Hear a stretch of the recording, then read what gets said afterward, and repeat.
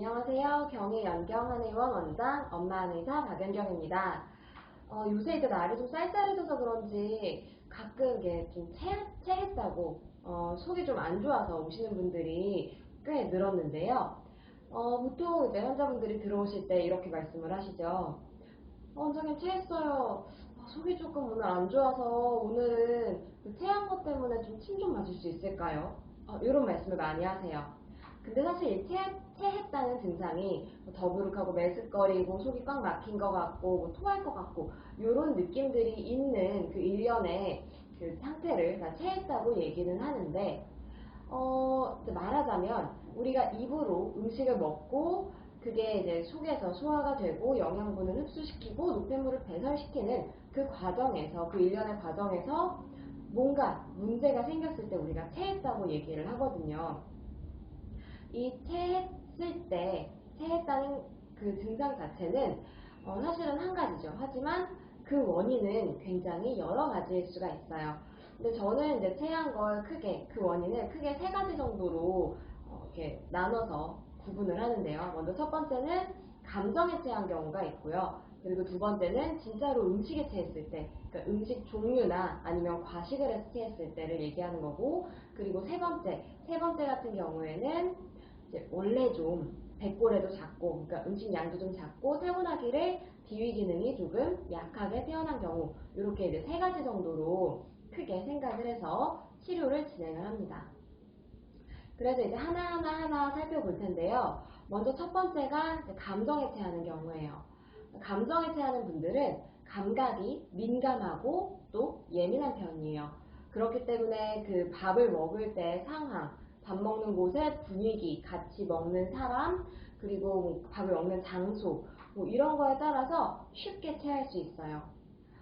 예를 들어 이제 저희 처제 같은 경우가 이렇게 조금 감각에 민감하고 예민한 편인데 식당에서 얼마 전에 어떤 식당에 갔는데 아이가 좋아하는 메뉴였어요. 그래서 잘 먹겠지 생각을 하고 데리고 왔는데 그날따라 하필이면 그 식당 구석에 거미줄이 하나가 있었고 거미줄에 거미 한 마리가 붙어 있었거든요. 근데 저희 아이가 거미를 좀 무서워하는데 그 거미를 보더니 거기에 딱 꽂힌 거죠. 그래서 엄마 저기 거미가 있어요. 그러더니 음식이 나왔는데 저는 배가 안 고파요. 이제 빨리 먹고 저희 이제 나가면 안 될까요? 엄마 빨리 먹고 나가고 싶어요. 계속 그렇게 얘기를 하더라고요. 그래서 하나도 안 먹일 수는 없어서 그래도 조금이라도 먹자. 그래서 정말 조금 덜어놓고 이것만 먹어 하고 아이가 좋아하는 메뉴니까 아이에게 달래가면서 어르고 달래면서 밥을 먹였어요. 근데 아니나 다를까 거미 때문에 마음이 좀 불안했던 저희 아이는 체한 거죠. 그래서 그날 혈자리 눌러주고 침도 가볍게 좀 놔주고 집에 이렇게 상비약으로 좀 다려놨었던 한약도 먹이고 심호흡도 시키고 이래서 한 반나절 정도를 아예 이제 속 다스리는데 썼던 기억이 있는데요. 이렇게 감정에 체하게 되는 건 사실 그 기전을 살펴보면 이렇게 볼 수 있을 것 같아요.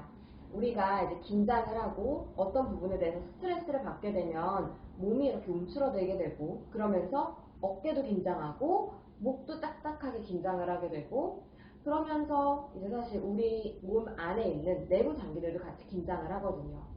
내부 장기가 너무 위라든지 장 같은 데가 연동 운동을 잘해서 음식을 이렇게 쭉쭉쭉쭉 잘 내려주고 그 과정에서 음식을 잘게 부수고 소화도 시키고 이게 잘 돼야지 소화가 잘 되는데 장도 긴장을 하기 때문에 이게 원활히 될 리가 없죠.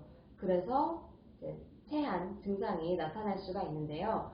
이런 경우에는 사실 소화를 도와주는 침치료뿐만 아니라 감정을 다스려줄 수 있는 그러니까 과도하게 긴장된 자율신경의 기능을 조금 완화시켜주고 이완시켜줄 수 있는 해당 혈자리에 대한 침치료라든지 아니면 이제 호흡법 같은 걸로 자율신경계를 조금 안정시켜주는 거 이런 것들이 소화를 돕는데 도움이 될 수가 있어요. 그래서 이런 분들이 오시게 되면 이제 그런 혈자리나 아니면 호흡법 같은 걸 일단은 말씀을 드리죠. 그리고 그래서 이제 체했어요 하고 오는 분들한테 꼭 물어보는 것 중에 하나가 언제, 어떤 상황에서 어떤 음식을 드시고 체하셨어요? 라고 그 히스토리를 물어보게 되는데요. 이렇게 물어보게 되는 건 이제 감정에 체했는지, 음식에 체했는지, 아니면 원래 소화 기능이 약한지 이걸 좀 구별을 하기 위해서 일단은 이제 여쭤보고 있습니다. 그리고 이제 두 번째로 넘어가면 음식에 체한 경우예요. 이게 말 그대로 진짜 우리가 생각하는 그 체했다라는 상황인데요.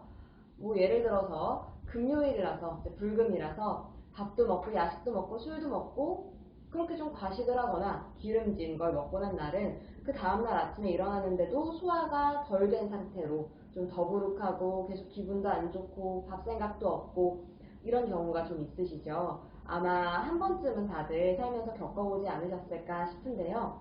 이게 진짜 말 그대로 음식 때문에 음식에 의해서 이제 체한 경우라고 볼 수 있습니다. 이런 경우에는 말 그대로 진짜 그 소화를 도와줄 수 있는 소화 능력 자체를 도와줄 수 있는 신치료 그리고 한방 소화제 복용하는 거 이렇게 해서 좀 소화 능력을 이제 다스려 줄 수가 있고요. 소화기를 다스려 줄 수가 있고 그리고 이것과 더불어서 그날 하루 정도는 조금 가볍게 먹어주는 게 필요해요.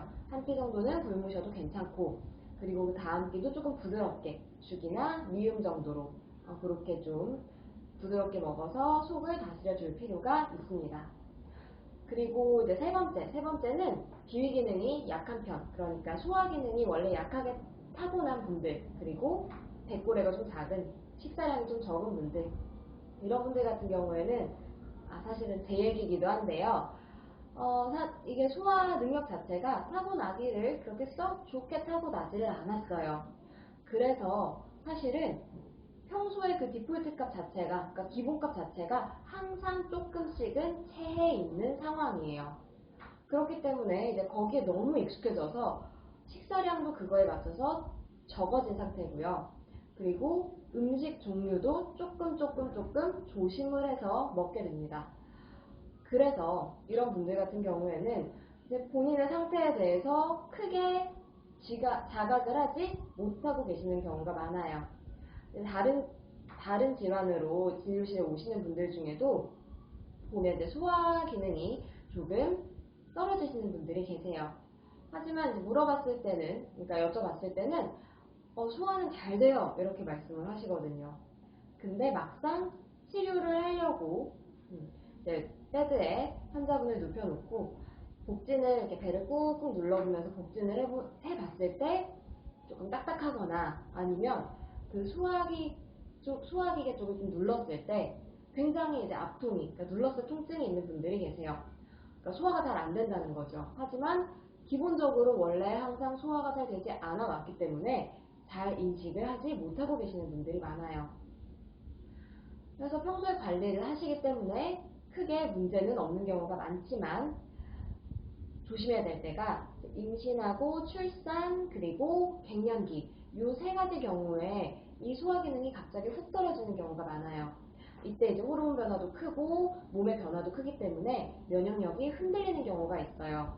그러면서 몸에서 약했던 부분인 소화 기능이 뚝 떨어져요.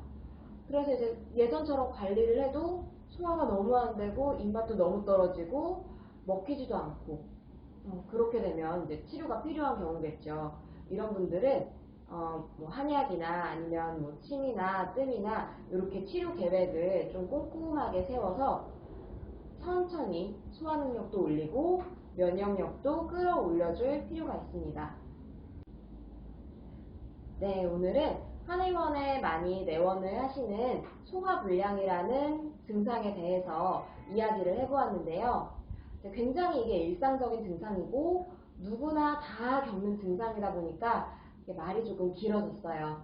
하지만 이제 오늘 말씀드린 내용으로 내가 소화불량을 겪었을 때 이게 어떤 것 때문에 소화불량이 생겼는지를 파악을 하신다면 조금 더 원활하게 그 소화불량에 대해서 해결을 하실 수 있으실 거라고 생각합니다.